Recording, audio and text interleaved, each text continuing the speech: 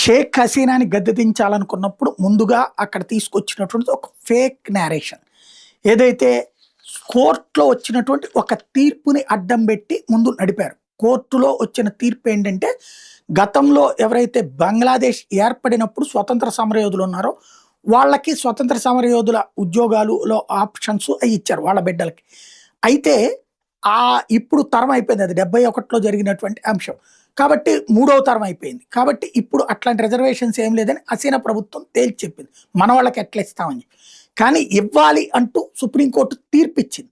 ఇవ్వము అని చెప్పేసేసి ఒక పక్కన ప్రభుత్వం అంటే ఇవ్వాలి అని కోర్టు తీర్పిచ్చింది.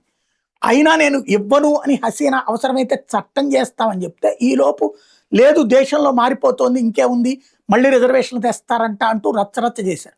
ఈవెన్ సుప్రీంకోర్టు కూడా తనిచ్చిన తీర్పు మీద తనే స్టే ఇచ్చింది. సుప్రీంకోర్టు ఆ తీర్పు ఇచ్చినందుకు సుప్రీంకోర్టు మీద దాడి చేశారు, హసీనా మీద దాడి చేశారు, హసీనా పారిపోయేలా చేశారు. అక్కడ తప్పుడు నేరేషన్ ఎవరు క్రియేట్ చేశారు? కోర్టులో తీర్పును అడ్డు పెట్టినే జరిగింది. సేమ్ టు సేమ్ ఇక్కడ ఎవరో 4-5 లాయర్లు, నకిలీ లాయర్లు తప్పుడు పిటిషన్లు వేస్తుంటే మీలాంటి బొద్దింకలు అన్నటువంటి పాయింట్ని అడ్డం పెట్టుకుని ఒక నేరేషన్ క్రియేట్ చేసి కాక్రోచ్ జనతా పార్టీ అని క్రియేట్ చేసి దాంతో ఇప్పుడు నీట్ని ఉద్యమాన్ని ముందుకు తీసుకొచ్చి ఇది ఆల్రెడీ అరెస్టులు జరిగిపోయి 2.5 నెలల తర్వాత పరీక్షలు అవి కూడా అయిపోయినాయి, సెకండ్ ఎగ్జామ్స్ అయిపోయినాయి, అక్కడ కౌన్సిలింగ్లు జరిగే టైంలో ఈ యాక్టివిటీ తీసుకొచ్చి ఈ కథ అంతా నడిపించారు. దీన్ని బట్టి అర్థం చేసుకోవాల్సింది ఇప్పుడు అక్కడ హసీనా తరహాలో మోడీని కూడా థ్రెట్ క్రియేట్ చేయడానికి ప్రయత్నాలు జరుగుతున్నాయి.